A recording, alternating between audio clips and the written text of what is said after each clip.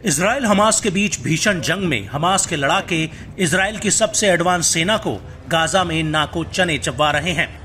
और साथ ही इजराइल के उत्तरी फ्रंट पर हिजबुल्लाह लगातार इजरायली सेना के मिलिट्री बेस पर ड्रोन, मिसाइल और रॉकेट हमले कर उसे नुकसान पहुंचा रहा है,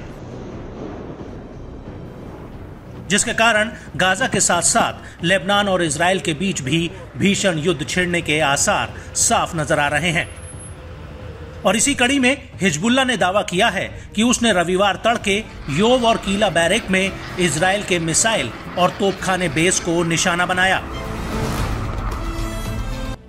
यह अड्डा इजरायली सेना के वायु और मिसाइल रोधी कमान का मुख्यालय है। अपने एक बयान में हिजबुल्लाह ने कहा कि यह हमला गाजा पट्टी में फिलिस्तीनी लोगों और हमास के समर्थन में और पूर्वी लेबनान के बालबेक शहर पर इजरायली हमले के जवाब में हुआ है। बीते दिन इजरायली हवाई हमले ने बेलबाक शहर के पूर्व में अल आसिरा के पड़ोस में एक घर को निशाना बनाया था, जिसके जवाब में हिजबुल्लाह ने गाजा पट्टी से लौटे गोलानी ब्रिगेड के कीला बैरेक पर 60 से अधिक कत्यूशा रॉकेट की झड़ी लगा दी। इजरायली मीडिया ने भी इस बात की पुष्टि की है कि लेबनान से कब्जे वाले सीरियाई गोलन हाइट्स की ओर से लगभग 50 रॉकेट लॉन्च किए गए थे, जिसमें बताया गया कि उसमें से केवल 4 को इंटरसेप्ट किया गया।